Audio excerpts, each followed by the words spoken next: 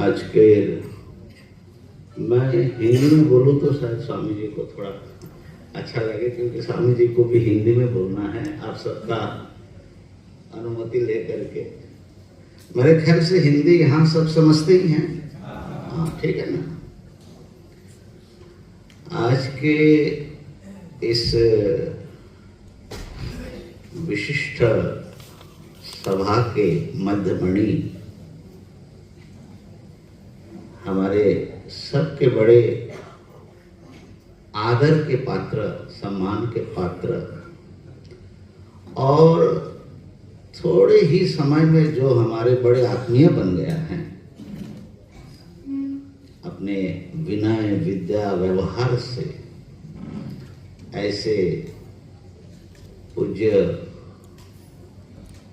विद्वत रत्न, वेदांत रत्न श्रीमान भद्रेश दास साधु जी महाराज इस सभा में उपस्थित मंचासीन महान विद्वतजन, संतजन, अन्य सभी पूजनीय संतवृंद जो सामने हैं, भक्तजन, आपने सुना कि स्वामी जी ने एक ऐसा काम किया, लगभग 1000 वर्ष बाद किसी ने किया।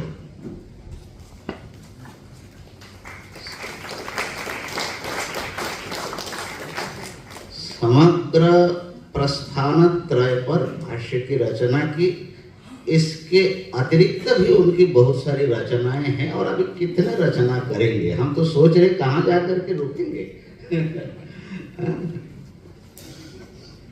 देखिए, ये समय ऐसा है, प्रस्थान त्रय का अध्ययन करने वाला नहीं मिलता। तीनों का तो छोड़िए, एक प्रस्थान का अध्ययन किया ऐसे व्यक्ति बहुत कम हो गया, बहुत कम।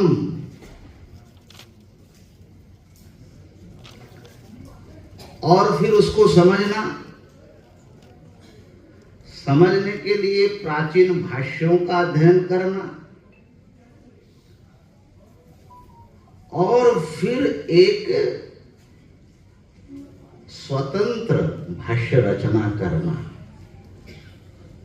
मैं जब देखा, हमारे हाथ में जब ग्रंथ आया, मैं आश्चर्यचकित हो गया कि प्रस्थानत्रय पर भाष्य लिख दिया।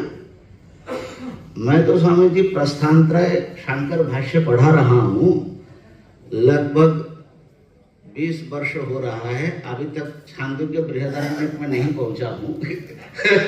ब्रह्मसूत्र तो पढ़ा लिया, गीता जी भी पढ़ा लिए, लेकिन मैंने पढ़ाने में समय लग रहा है। पूज्य स्वामी जी ने भाष्य रचना कर दिया, और जब सुनाया कि 2 साल के भीतर उनके गुरुजी महाराज के आदेश से रचना किया, तो मुझे तो असंभव ही लगता है कि ऐसा कोई मनुष्य कैसे कर सकता है।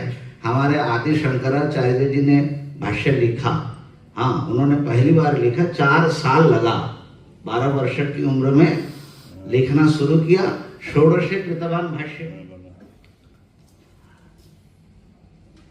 और थोड़ा मैंने उसका अवलोकन और समझने की कोशिश की कि ये स्वामी नारायण भाष्य और उनका जो अक्षर पुरुषोत्तम दर्शन है, ये क्या है।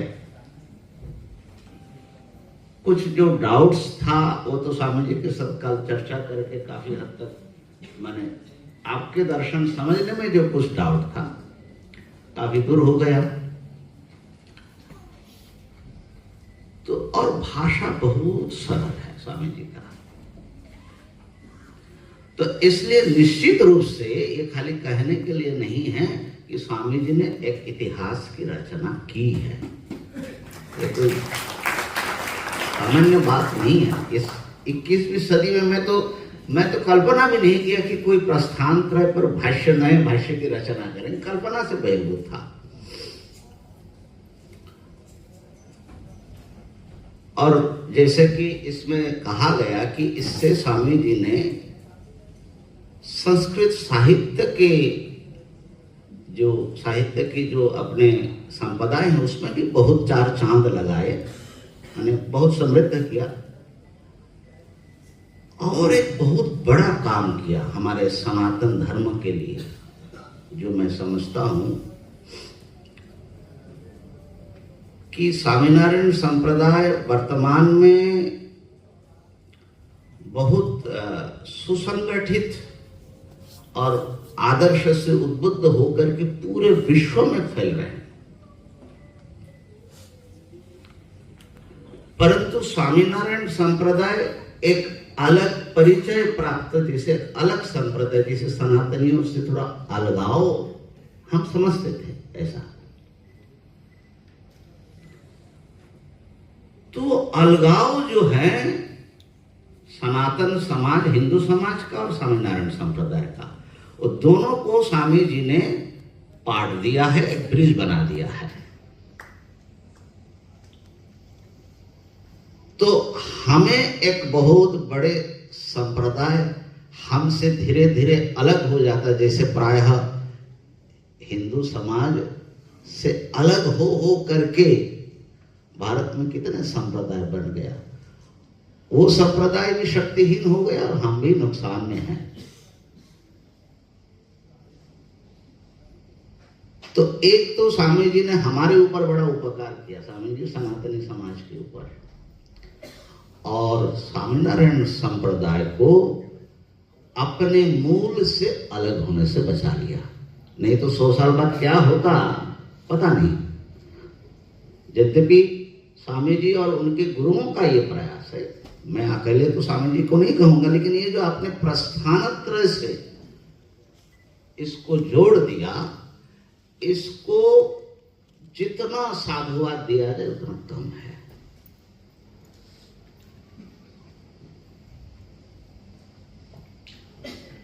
इस विषय आज का जो दर्शन समन्वय की बात है, तो सर्वदर्शन समन्वय सत्र रखा गया।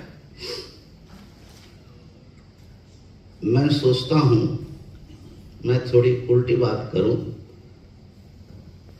कि दर्शनों में समन्वय नहीं होता।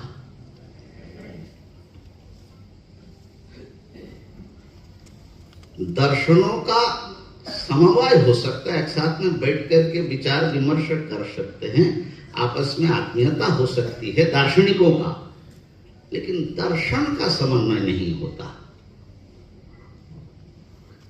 और समन्वय बोलते हुए भी हम अपने अपने दर्शन में आग्रह जरूर रखते हैं, ये सच्चाई बता रहा हूं आपको। तो यहां पर हमें सोचना चाहिए, समन्वय क्या संभव है दर्शन का? धर्मीय संप्रदायों की बात नहीं कर रहा हूं, दर्शनों का। और समन्वय का प्रयोजन क्या है? समन्वय के प्रतिबंधक क्या है? समन्वय सूत्र क्या है? ये सब गंभीरता से विचार करना चाहिए। और बड़े महापुरुष सब है, विचार यहीं पर पूर्ण होगा ऐसा जरूरी नहीं है, विचार चलता रहेगा। लेकिन अभी जैसे क्यों समन्वय संभव नहीं, मैं एक बात बताता हूं।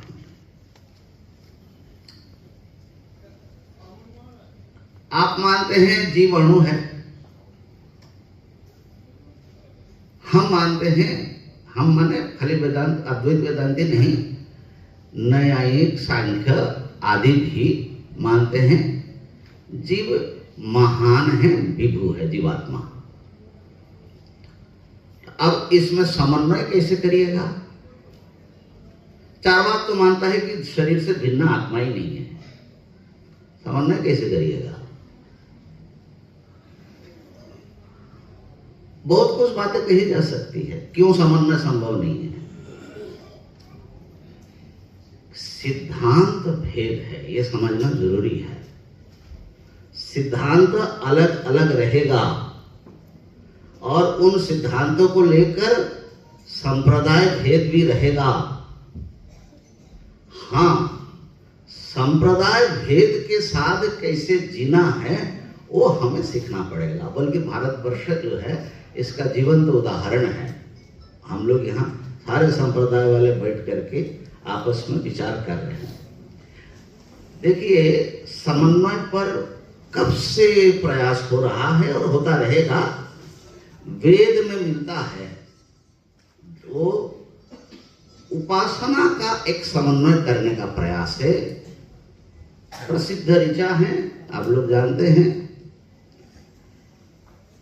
इंद्रम मित्रम वरुणम और क्या है अग्निम अथो दिव्य सुपर्णो गरुत्मान एकम सद विप्रा बहुधा वदन्ति इंद्रम यमम मातरिश्वानमा। वेद में भिन्न भिन्न नाम से और भिन्न भिन्न क्रियाकलापों से देवताओं की स्तुति आती, बहुत सारे ऋचाएं हैं, सूक्त हैं। अब ये इंद्र, अग्नि, वरुण, ये सब अलग अलग देव सत्ता है कि एक ही है, ये विचार हुआ। ऋषि ने एक उनको अंतर्दृष्टि से देखा, एकम सत, परम सत्ता एक ही है।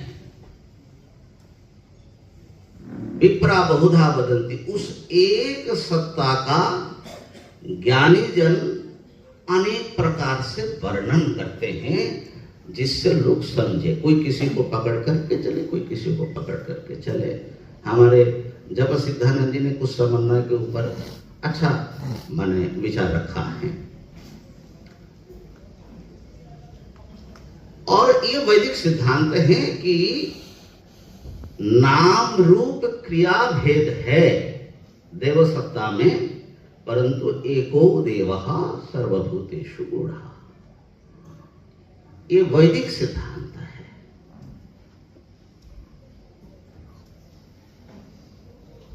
और समन्वय, देखिए समन्वय करने की जरूरत क्या है? सोचो थोड़ा, भेद रहे क्या दिक्कत है?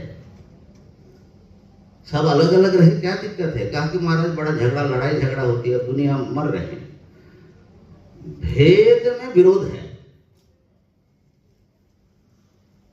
और विरोध करते हुए भेद में जाओगे। जितना विरोध करोगे अपना अलग कुनवा बनाओगे।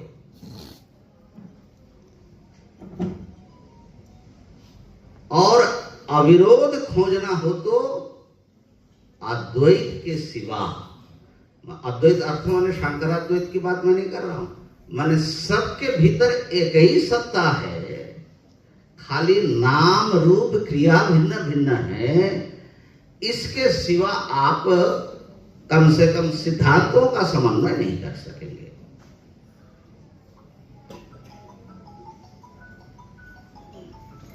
तो समन्वय का बात जो है प्रभिन्ने प्रस्थाने महिम्न स्तोत्र बहुत पुराना है, वहां से शुरू हुई। उसके ऊपर जो उस श्लोक के ऊपर जो मधुसूदन सरस्वती जी ने लिखा, हमारे तन्मय जी ने उसका जिक्र किया है, प्रस्थान भेद। शायद उन्होंने या जब सिद्धानंद जी ने प्रस्थान भेद की बात की, एक स्वतंत्र ग्रंथ ही बन गया। प्रयास हुआ। मैं खाली एक प्रयास का उल्लेख करूंगा यहाँ। मांडुक्य कारिकाकार ने एक मंतव्य किया इस विषय पर, उस पर आपका ध्यान आकर्षण करना चाहूंगा कि अद्वैतियों ने कैसे इसको देखा, समन्वय सूत्र को।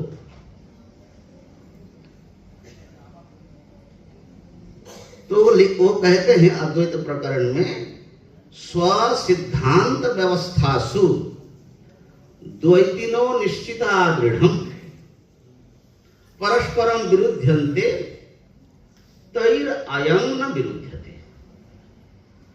अपने अपने सिद्धांत, अपने अपनी व्यवस्था प्रक्रिया, इसमें जितने द्वैत संप्रदाय है, देखिए मूल विभाग दो ही है, अद्वैत और द्वैत, विशिष्टाद्वैत, द्वैताद्वैत, ये सब अंततः परम जो उनके मुक्ति चरम अवस्था है उसमें द्वैत को ही माने सेव्य सेवक उपास्य उपासक भाव को स्वीकार करते, वो मिटता नहीं, इसलिए सब द्वैत ही है। तो द्वैत संप्रदाय जितने हैं वो अपने अपने उपास्य और उसकी उपासना पद्धतियां इसमें बड़े आग्रह पूर्वक निश्चय रखते हैं। आप कितना भी कह लीजिए श्री कृष्ण 16 कला है, राम जी 12 कला है, गौड़ीय लोग इसको छोड़ेंगे नहीं। और शिव जी को तो कहां स्थान देंगे वो आप ही जाने। यूट्यूब खोलने से ऐसे ऐसे आचार्य मिल जाएंगे जो क्या क्या बातें कर रहे हैं। अब इसको आप बंद कैसे करेंगे, मैं ये कहना चाह रहा हूं। तो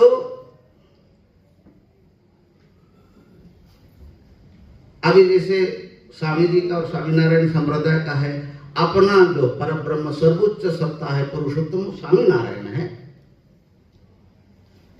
तो सबके अपने अपने उपास्य में आग्रह हैं। यहां तक कि हमारे स्वामी जी भी अवतार वरिष्ठ मानते हैं, उसमें मुझे आपत्ति नहीं है, मैं खाली हकीकत बयां कर रहा हूं कि माने ये जो है अपने अपने उपास्य की श्रेष्ठता व्यक्ति अगर छोड़ेगा तो उपासना करेगा कैसे, वो इष्ट निष्ठा जिसको बोलते हैं, ये तो भैया रहेगा। और इसलिए खंडन मंडन भी चलेगा, परस्परम विरुद्धन्ते। लेकिन गौड़पादाचार्य जी कहते हैं कि हमारा जो दर्शन है अद्वैत दर्शन, तैरयम न विरुद्धते, ये दर्शन का इनके साथ विरोध नहीं है। हम आप सबको बहुत प्रेम से, आप जितना भी गाली दो मायावादी करके, आपके गाली के बावजूद भी हमारे अपने दर्शन की चाहे महानता कहे चाहे मजबूरी कहे, हम आपको अपने घर से बाहर नहीं कर सकते। क्यों? उसका दूसरे श्लोक में उन्होंने कहा, अद्वैतम परमार्थो ही तद भेदो द्वैत उच्यते, द्वैतम उच्यते, तेषाम उभयथा द्वैतम तेनायम न विरुध्यते। अब देखिए माने अद्वैत संप्रदाय में कैसे समन्वय का प्रकार है, सबका अलग अलग हो सकता है। ये कह रहे हैं कि हमारा दर्शन क्या है, एक अखंड सच्चिद आनंद स्वरूप सत्ता, जिसे ब्रह्म कहते हैं, पर ब्रह्म कहते हैं, वही जीव ईश्वर जगत के रूप में प्रकटित है, नाना नाम रूप क्रिया भेद से। व्यवहार में भेद है लेकिन एक ही सत्ता सबके भीतर। आपका श्वास जो चला रहा है ना, आपका हार्ट जो चला रहा है, वही मेरे श्वास और मेरे हार्ट को चला रहा है। हमारी चेतना जहां से प्रस्फुटित हो रही है वहीं से आपका भी हो रहा है। तो अद्वैतो परमार्थो ही, परमार्थ में एक अद्वितीय वस्तु है लेकिन व्यवहार में उनका प्रकाश अनंत नाम रूप में, पूरा ब्रह्मांड रूप में है, लेकिन है वही एक। यह है अनेकता के भीतर एकत्व दर्शन। अनेकता बाहरी है और एकत्व जो है वो आंतरिक है, पारमार्थिक है। और जब तक आप उस एकत्व में नहीं पहुंचते हैं तो आप सबको आलिंगन कर ही नहीं सकते, कुछ ना कुछ रहेगा दीवार। तो तेनायम न विरुद्ध थे। द्वैतों में समस्या क्या है, उनका द्वैतवादियों का व्यवहारिक या बंधन का कारण जो द्वैत जगत है वो भी द्वैत में है, और उनको जहां पहुंचना है वो जो जिनको वो परमार्थ कहते हैं या मुक्ति दशा कहते हैं या लोकों का नाम लेते हैं, वो भी द्वैत में है। तो दोनों द्वैत में है, लेकिन सारे द्वैत के भीतर जो एक अखंड सत्ता चमक रहे हैं, वो हमारी दृष्टि वहां तक जा रही है। इसलिए किसी भी द्वैतवादी से या जगत से हमारा कोई विरोध नहीं है। ये मैंने अपने एक निवेदन किया कि किस प्रकार से इस पर विचार आया है।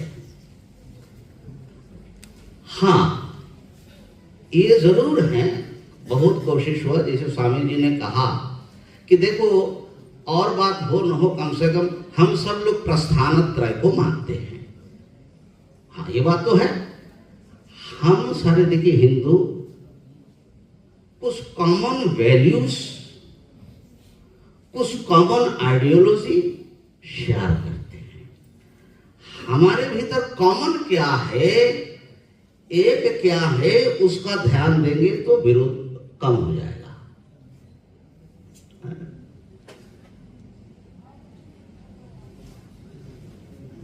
पुनर्जन्मवाद, कर्मवाद और जो है देह से भिन्न आत्मवाद, ये सब हम शेयर करते हैं।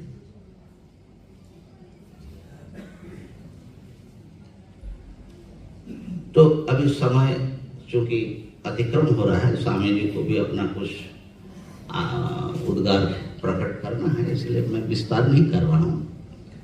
तो वो जो हमारे कॉमन ग्राउंड है सारे सनातनियों का, उसको भूलना नहीं चाहिए। कल स्वामी जी ने एक बहुत सुंदर बात कही कि देखो हम स्वामीनारायण को मानते हैं, लेकिन हमारे पंच देवता उपासना हम मानते हैं। हरिओम स्वामी जी, मंच पर थोड़ा।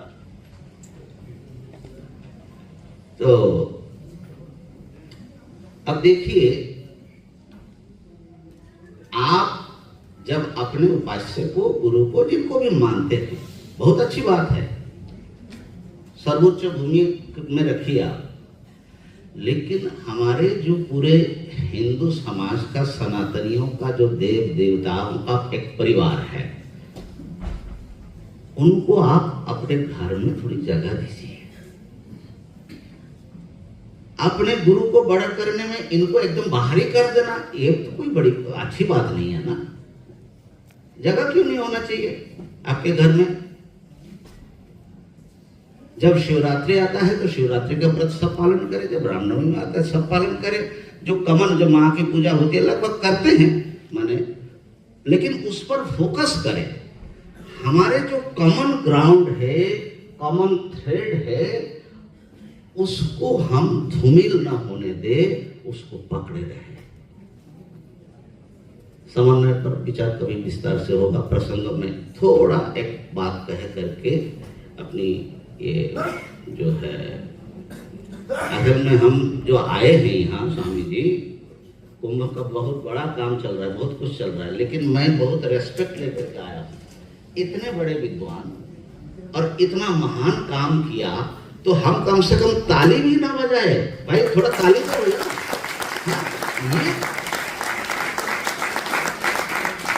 इसको एप्रिशिएट करना चाहिए, इसमें मकसद का क्या है ना स्वामी जी?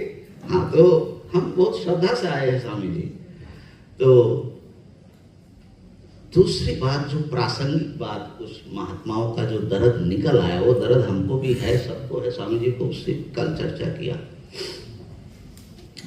जो चल रहा है, बांग्लादेश में चल रहा है और जगह चल रहा है, भारत में ये आप ऐसा मत समझिए कि बांग्लादेश में, और आप समझते भी नहीं क्योंकि आप लोग यहाँ रहते तो ज़्यादा जागरूक है। बांग्लादेश में हिंदुओं का नरसंहार, गण हत्या हो रही है।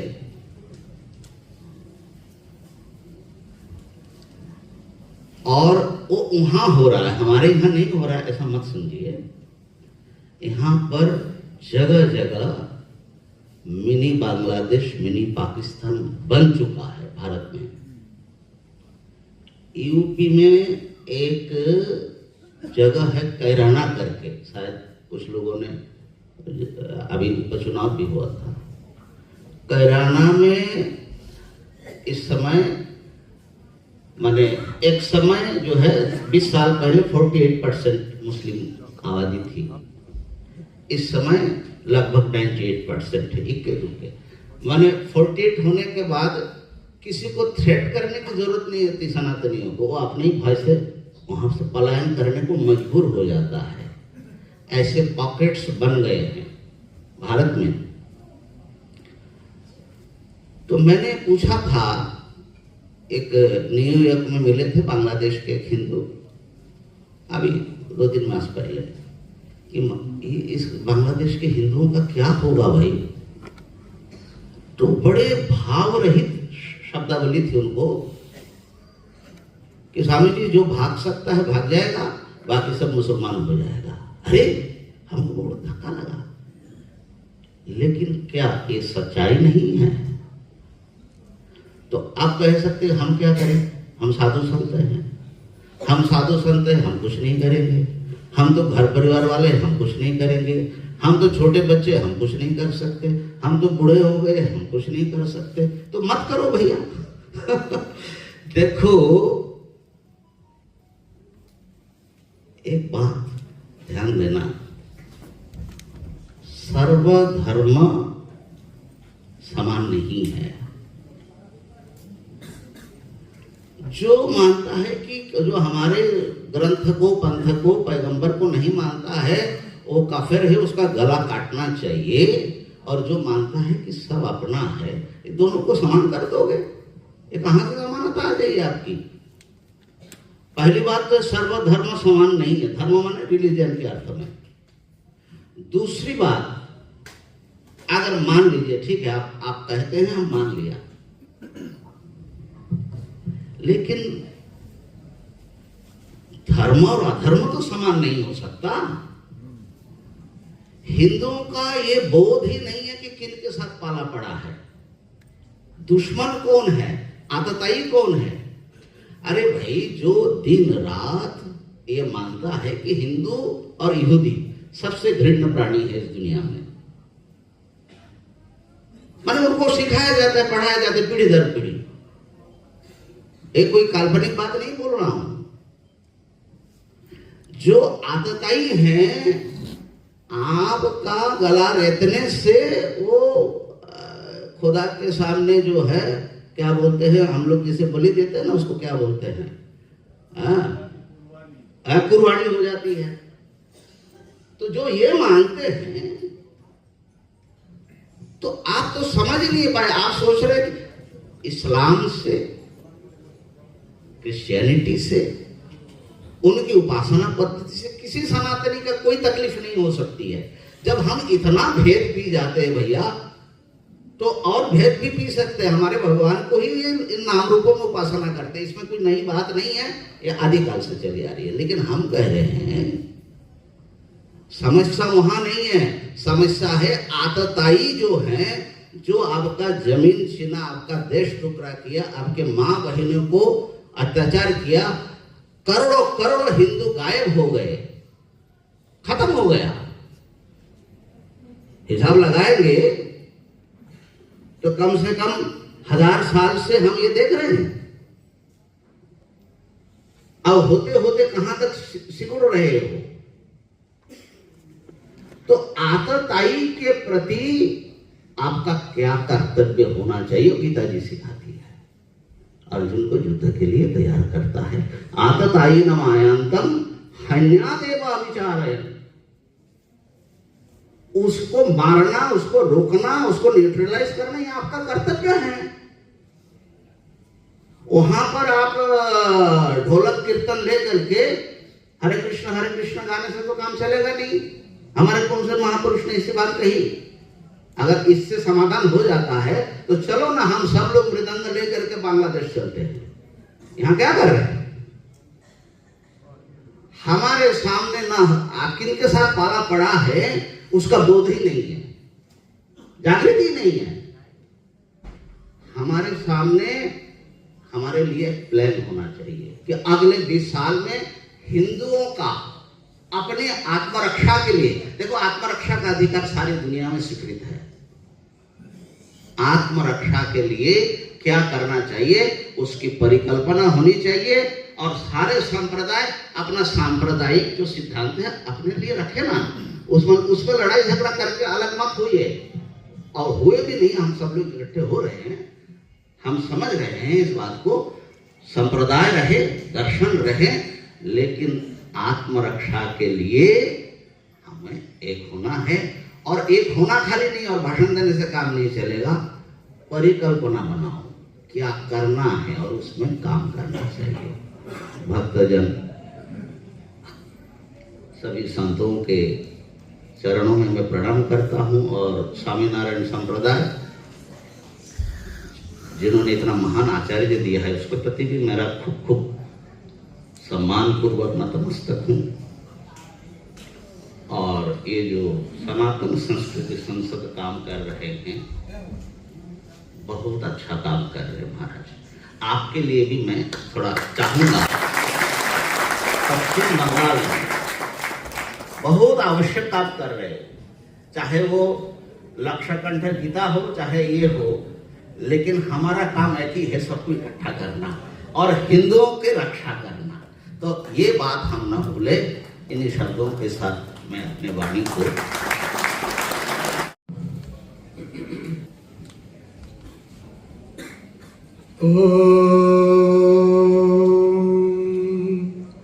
शन्नो मित्रशं वरुणः शन्नो भवत्वर्यमा शन्न इन्द्रो बृहस्पतिः शन्नो विष्णुरुक्रमः नमो ब्रह्मणे नमस्ते वायो त्वमेव प्रत्यक्षं ब्रह्मासि त्वामेव प्रत्यक्षं ब्रह्म वदिष्यामि ऋतं वदिष्यामि सत्यं वदिष्यामि तन्मामवतु तद्वक्तारमवतु अवतु माम् अवतु भक्तारम्।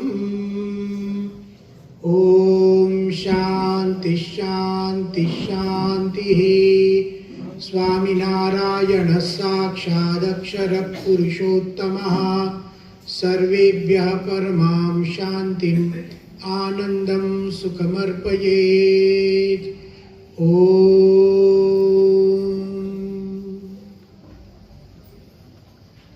मंचस्थाः आदरणीयाः प्रातस्मरणीयाः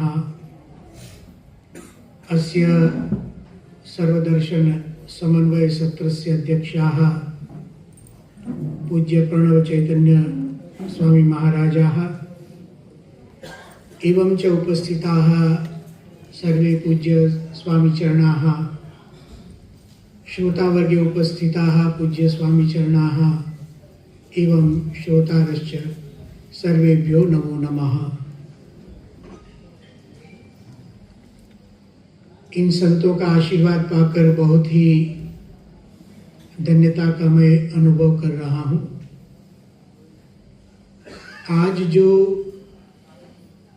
इन पूज्य संतों द्वारा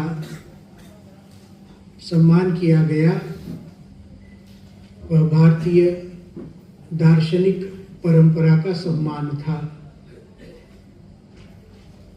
आज का यह सम्मान हमारे भारतीय वेदांत संप्रदायों का सम्मान था, हमारे वैदिक वाङ्मय का सम्मान था और सम्मान से भी ऊपर उठकर यह तो संत जनों का स्नेह था। मैं अवश्य इस स्नेह को अंगीकार करता हूं और सम्मान को भगवान स्वामीनारायण, मेरे गुरु हरि प्रमुख स्वामी महाराज और मोहन स्वामी जी महाराज और हमारी सनातन धर्म की संत परंपरा के चरणों में सम्मान को मैं समर्पित कर देता हूं।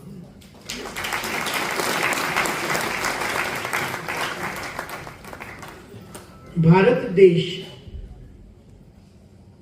एक भव्य और दिव्य देश है। प्रमुख स्वामी जी कहते थे, भारत को कभी सामान्य मत समझो।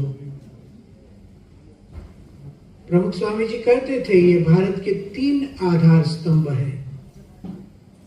हमारी सनातन संस्कृति के 3 आधार स्तंभ हैं। पहला स्तंभ हमारे शास्त्र, दूसरा स्तंभ हमारे मंदिर और तीसरा स्तंभ हमारे संत।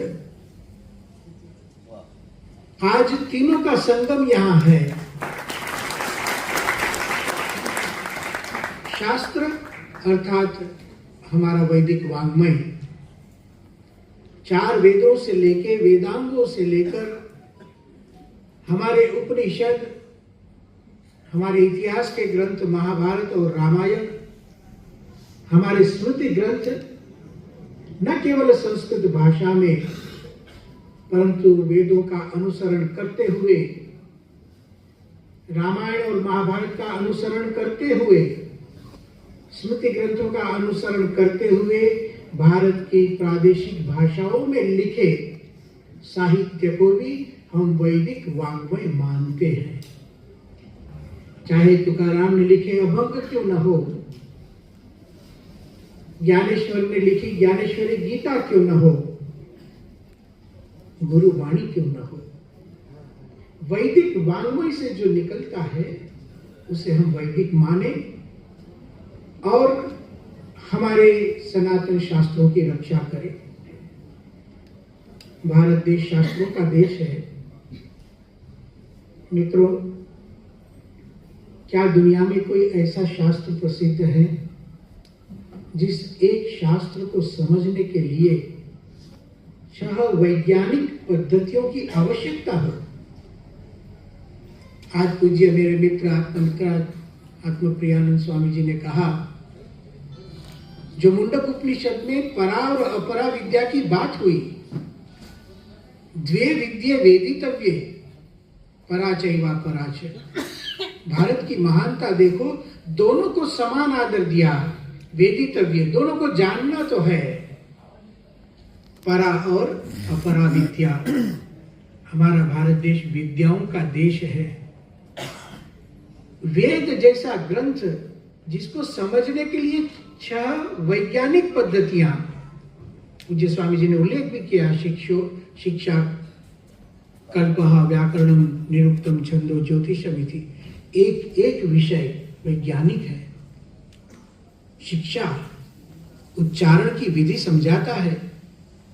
अतः शिक्षां व्याख्यास्यामः वर्णस्वरः मात्राबलं सामसंतानः इत्युक्त शिक्षाध्यायः। प्राचीन समय में, हम लोग तो आज लिख रहे हैं, प्राचीन समय में सभी विद्याओं का संरक्षण उच्चारण से होता था। आज लेखन पद्धति प्रसिद्ध है, उस वक्त उच्चारण पद्धति, इसलिए वेदों की श्रुति कही जाती है। गुरु बोलते थे, शिष्य सुनते थे, पाठ करते थे, और यदि बोलने में उच्चारण में भूल हो जाए तो एक थियरी चली जाती थी। और इसलिए हमारे यहाँ विविध प्रकार के पाठों की रचना हुई। 8 प्रकार के पाठ गिने जाते हैं। मैं कहना ये चाहता हूं, कितना वैज्ञानिक प्रयोग भाषा के संरक्षण के लिए, उच्चार के संरक्षण के लिए। एक मैं उदाहरण देना चाहता हूं, कितना आवश्यक होता है भाषा की रक्षा करना। समझो, आज विज्ञान के क्षेत्र में आइंस्टाइन की बहुत बात होती है और उन्होंने ऊर्जा का सूत्र दिया, हमें एनर्जी का सूत्र दिया, E = mc²। अब ये सूत्र तभी अर्थ समझा सकता है जब E जीवित रहे, E जीवित रहे, M जीवित रहे, उसमें भी बड़ा M या छोटा M, उसके भी अर्थ होते हैं। स्क्वायर जीवित रहे। देखो, हमें लगता है ABCD में क्या है, यदि ABCD चली जाएगी, आइंस्टाइन की थियरी चली जाएगी। हमारे वेद के एक एक मंत्र, जिस तरह ऊर्जा के सूत्र दिए गए, हमारा सत्यम ज्ञानम अनंतम ब्रह्म एक सूत्र है, एक विज्ञान है, एक पराकाष्ठा है, ज्ञान की पराकाष्ठा है। तो उसकी रक्षा के लिए 6 अंग, शिक्षा, कल्प, आप उसको देखेंगे तो कल्प सूत्र, पूरी भूमिति, पूरा गणित उसमें रखा गया, व्याकरण शास्त्र। मुझे पता नहीं विश्व के किस कोने में हजारों वर्ष पूर्व जहां भाषा का भी तकलीफ थी, उस समय में तो भारतवर्ष ने व्याकरण की रचना की। आज जो निरुक्त ग्रंथ प्राप्त होता है, उस निरुक्तकार स्वयं लिखते हैं निघंटु कि वैयाकरण एवं वदंती। अरे स्वयं निरुक्त आज जो मिलता है वो 2000 साल पुराना है, वो लिखते हैं कि वैयाकरण एवं लिखंती। हमारे वैयाकरणी ऐसा लिखते, इसका मतलब उसके भी पहले व्याकरण था। स्वयं वेद के मंत्रों में व्याकरण शब्द का प्रयोग, एक सुनियंत्रित भाषा, एक सुसंस्कृत भाषा और विज्ञान के साथ उसको जोड़ना इतनी बड़ी बात है भारतवर्ष की। प्रमुख स्वामी जी कहते थे भारत को सामान्य मत समझो। आज बच्चा ABCD पढ़ता है तो हमें गौरव होता है, और हमारे बच्चे क ख ग ग बोलते तो गौरव ही नहीं होता है। ये जो हमारी वर्णमाला है उसको हम गुजराती में स्वामी जी क्या कहते हैं, कक्को। नाम भी ऐसा है कक्को। क्या क्या सीखे आप? तो बोलते कक्को। अरे भाई नाम तो ठीक बोलो इसका। और कोई और भाषा सीखी तो हमारा बच्चा ABCD सीख गया। एक प्रश्न मैं पंडितों को पूछता था, विदेशी पंडितों को, पाश्चात्य पंडितों को, मित्रों, क के बाद क्या आता है हमारे यहाँ? ख आता है। देखो मैं तो गुजरात से आया, वहां भी ख बोल रहे थे, आप लोग भी ख बोलते हैं। कोई महाराष्ट्र से होगा वो भी ख ही बोलेगा, कोई कन्नड़ होगा तो वो भी ख ही बोलेगा। क के बाद ख है, प के बाद क्या है हमारे यहाँ? ये 5 को इकट्ठा करना वो साइंस है। क ख ग घ ग, ये रिसर्च है। और इसका क्रम जो दिया उसके स्थान के अनुसार, उसके प्रयत्न के अनुसार हम 5 का, आप देखो प के बाद है फ के बाद ब के बाद भ और म। ये 5 क्यों एकत्र है? 5 में ओष्ठ मिलते हैं। जरा एक बार बोल के देख लीजिए, प फ ब। अब कोई चाहे कि मैं विद्वान हूं, मैं ओष्ठ को नहीं मिलाऊंगा, वो प बोल ही नहीं सकेगा। लगता है सामान्य, हमारे यहाँ बालपन से, बाल्यावस्था से हम एक साइंस सिखा रहे हैं। तो मैं विदेशी विद्वानों को पूछता था कि हमारे यहाँ तो क के बाद ख क्यों? इसका एक साइंस है। अकुह विसर्जनीयानाम कंठः। और जब हम बोलते हैं क ख ग घ बोलते हैं तो कंठ से आवाज निकलती है। उपपद्मानीयानाम ओष्ठौ। हम जब उ बोलते हैं फिर प फ ब ब म बोलते हैं तो ओष्ठ का प्रयोग होता है। हमारे यहाँ एक विज्ञान है, तो वो तो हमें पता है। मैं आपको पूछता हूँ, ऐसा मैं विदेशी विद्वानों को कहता था, मैं आपको पूछता हूँ, ए के बाद आप बी बोलते हैं, उसका साइंस क्या है? सब चुप हो जाते थे। और ए भी तो नाम है, उच्चार नहीं है।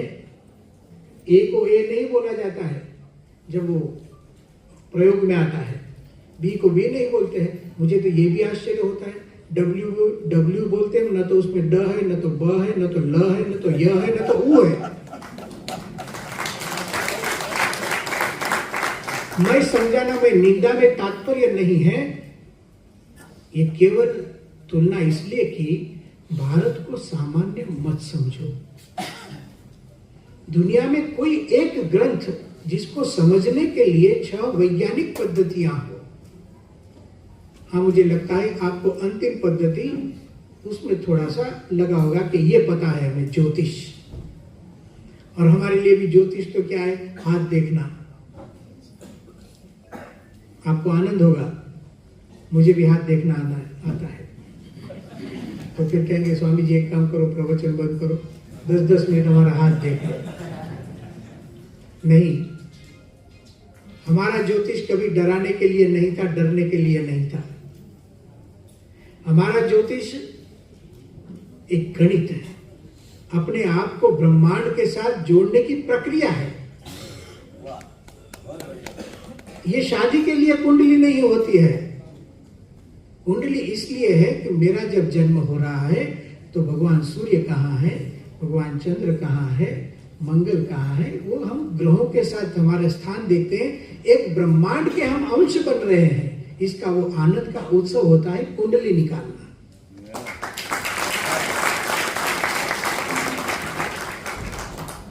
वेद, वेदांग भारत दर्शनों की भूमि है।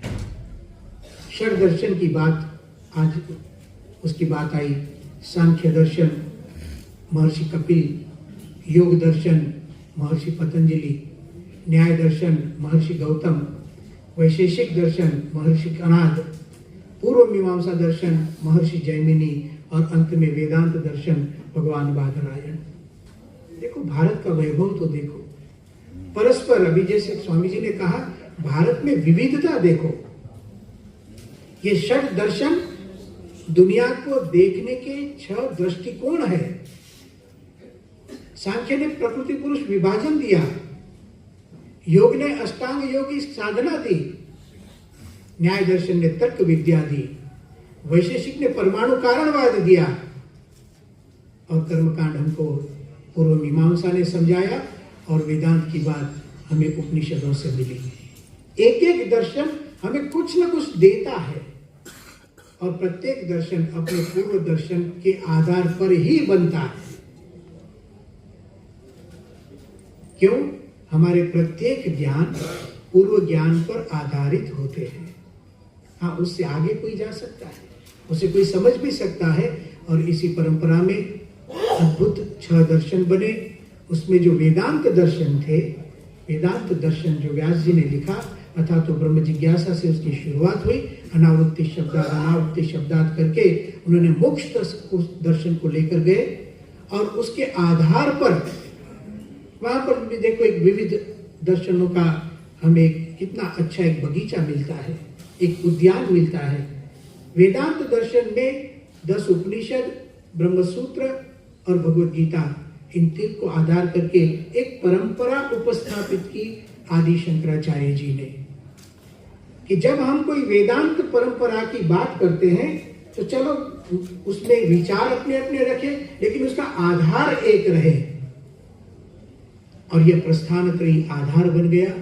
इससे भारतवर्ष की बहुत बड़ी एक सुरक्षा यह हो गई कि हम सब वेदों से जुड़कर रहे, सब वेदांत संप्रदाय बने। अद्वैत दर्शन आया, अद्वैत पर विचार विमर्श हुआ और उसमें किसी को लगा कि नहीं, अद्वैत से एक विशिष्टाद्वैत भी होना चाहिए। रामानुजाचार्य ने विशिष्टाद्वैत की स्थापना की, मध्वाचार्य जी ने द्वैत दर्शन की स्थापना की, निम्बार्काचार्य जी ने मेरे पास में विराजमान है, उन्होंने द्वैताद्वैत की स्थापना की, वल्लभाचार्य जी ने शुद्धाद्वैत की स्थापना की, चैतन्य महाप्रभु जी ने अचिंत्य भेदाभेद की स्थापना की, और भी आचार्यों ने अपने अपने विचारों के अनुसार, अपनी अपनी गुरु परंपरा के अनुसार, अपनी साधना के अनुसार और अपने साक्षात्कार के अनुसार दर्शनों की स्थापना की। उसी क्रम में, उसी परिवार में, एक वैदिक सनातन धर्म के परिवार में भगवान स्वामीनारायण ने भी एक दर्शन दिया जिसका नाम है अक्षर पुरुषोत्तम दर्शन। अक्षर पुरुषोत्तम, अक्षर रूप होकर पुरुषोत्तम की भक्ति करना, ये इसका संक्षिप्त अर्थ है। अक्षर तत्व श्रीमद् भगवद गीता के 8वें अध्याय में निरूपित है। अर्जुन का प्रश्न है, कल हमारी चर्चा हो रही थी तो मुझे लगा इसी विषय को मैं सभा में संक्षिप्त में कहूं। अर्जुन ने प्रश्न पूछा 8वें अध्याय के पहले श्लोक में, किम तद ब्रह्म, वह ब्रह्म क्या है। क्यों अर्जुन को प्रश्न हुआ? सबसे पहले भगवद गीता में ब्रह्म शब्द का प्रयोग 2 अध्याय के अंतिम श्लोक में आता है, एषा ब्राह्मी स्थिति पार्थ। फिर से ब्रह्म शब्द प्रयोग 3 अध्याय के 15वें श्लोक में आता है, तस्मात् सर्वगतम ब्रह्म। बहुत बार, अनेक बार ब्रह्म शब्द का प्रयोग करते हुए भगवान श्री कृष्ण अर्जुन को अध्यात्म विद्या समझा रहे हैं। चौथे अध्याय में एक श्लोक में 6 बार ब्रह्म शब्द प्रयोग। ब्रह्मार्पणम ब्रह्म हविः ब्रह्माग्नौ ब्रह्मणाहुतम ब्रह्मेव तेन गंतव्यम ब्रह्म कर्म समाधिना। जीवन मुक्त का जहाँ वर्णन आता है 5वें अध्याय में, वहां पर भी ब्रह्म शब्द प्रयोग। स ब्रह्म योग युक्तात्मा सुखम अक्षयम अश्नुते 21वां श्लोक। 6ठे अध्याय में जहाँ योग का लक्षण किया, योगी का लक्षण किया, स योगी मयि वर्तते, उसके लिए पुनः ब्रह्म शब्द प्रयोग। योगी ब्रह्मभूतः, ब्रह्म निर्वाण जैसा शब्द वहां प्रयुक्त हुआ। ब्रह्मभूतम अकल्मषम। अंत में जब भगवान ने कहा जरा मरण मोक्षाय माम आश्रित्य यतन्ते ते ब्रह्म तद्विदुः, 7वें अध्याय के उपांत्य श्लोक में, तब जाकर के अर्जुन ने प्रश्न पूछा किम तद ब्रह्म। 8वें अध्याय का पहला श्लोक है, मेरे ख्याल से आधी गीता पूरी हो गई। 700 श्लोकों की गीता है, ये 310वां श्लोक है, किम तद ब्रह्म। भगवान ने उत्तर में जो पर्याय शब्द दिया, प्रश्न जिस शब्द से होता है पर्याय शब्द से उसका उत्तर दिया जाता है। तो ब्रह्म शब्द के पर्याय के रूप में भगवान श्री कृष्ण ने जो शब्द प्रयोग किया, उससे इस दर्शन का आपको परिचय होगा। किम तद ब्रह्म इति प्रश्नः तस्य उत्तरम अक्षरम ब्रह्म परमम्। जो अक्षर है वही ब्रह्म है, वहां परमम एक शब्द दिया है। वो एक श्रुति को याद करते हुए, क्योंकि सर्वोपनिषदो गावो दुग्धा गोपाल नंदनः पार्थो वत्सः सुधीर भोक्ता दुग्धम गीतामृतम महत्। उपनिषद रूपी गायों का अमृतमय दूध श्रीमद् भगवद गीता है। तो कुछ बात जो उपनिषद में हुई उसे भगवद गीता याद करती है, जिसको हम लोग वेदांत में उपब्रह्मण कहते हैं। तो मुंडक उपनिषद ने अक्षर के लिए ऐसे कहा, अक्षरात् परतः परः। जब परमात्मा की बात होती है तो परतः अक्षरात् परः परमात्मा, पर ऐसे अक्षर से परे परमात्मा, इसलिए उसको परात्पर कहते हैं। उस परतः जो विशेषण अक्षर के लिए दिया गया, गीता के 8वें अध्याय के 30वें श्लोक में परमम शब्द देकर उसको याद किया, अक्षरम ब्रह्म परमम। उस अक्षर की महिमा भी सुनाई। यदक्षरम वेद विदो वदन्ति विशन्ति यद्यतयो वीतरागाः यदिच्छन्तो ब्रह्मचर्यम चरन्ति तत्ते पदम संग्रहेण प्रवक्ष्ये। ब्रवी में ऐसा करके कठोपनिषद, प्रवक्ष्य करके यहाँ भगवद गीता। आपको खुशी होगी, गीता के 8वें अध्याय के 21वें श्लोक को लेकर एक विश्व का प्रसिद्ध मंदिर बना है। पहले मैं श्लोक सुनाता हूं। अव्यक्तो अक्षर इत्युक्तः तम आहुः परमां गतिम यम प्राप्य न निवर्तन्ते तद्धाम परमं मम।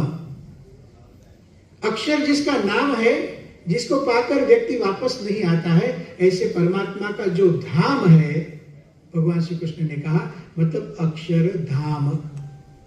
प्रमुख स्वामी जी ने दिल्ली में जो बनाया, उसका नाम जो दिया है, ये गीता के 21वें 8वें अध्याय के 21वें श्लोक से अक्षरधाम। धाम उसको कहते हैं जिसमें भगवान रहते हैं। अक्षर पुरुषोत्तम दर्शन तत्व ज्ञान यही कहता है, यदि आप भी अक्षर का गुण प्राप्त करेंगे तो भगवान आप में भी निवास करेंगे। और अक्षर से परे पुरुषोत्तम 15वां अध्याय, यस्माक्षरम अतीतोहम अक्षरादपि चोत्तमः अतोस्मि लोके वेदे च प्रथितः पुरुषोत्तमः। भगवान अक्षर से भी पर है और अक्षर से भी पर है, इसलिए उसको पुरुषोत्तम कहते हैं। तो ये संक्षेप में मैंने आपको अक्षर पुरुषोत्तम दर्शन के बारे में भी बात की। लेकिन आज जो सर्व दर्शन समन्वय है, समन्वय मतलब पूज्य प्रणव चैतन्यानंद स्वामी महाराज ने बहुत अच्छी बात की कि हम लोग तत्वज्ञान तो अपने अपने रहेंगे, लेकिन हमारा मूलाधार वेद सबका एक है। हम वेदांत की एक बहती गंगा के जो धारा चलती है, उस पर घाट बना कर रहे हैं। हाँ, नई गंगा हम नहीं ढूंढ सकेंगे, नई गंगा नहीं ढूंढ सकेंगे, गंगा तो बहती रहती है।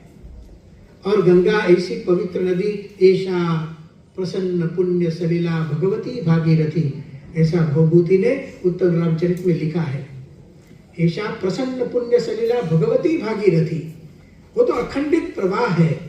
हाँ, हम क्या कर सकते हैं, उस प्रवाह का नीर पी सकते हैं।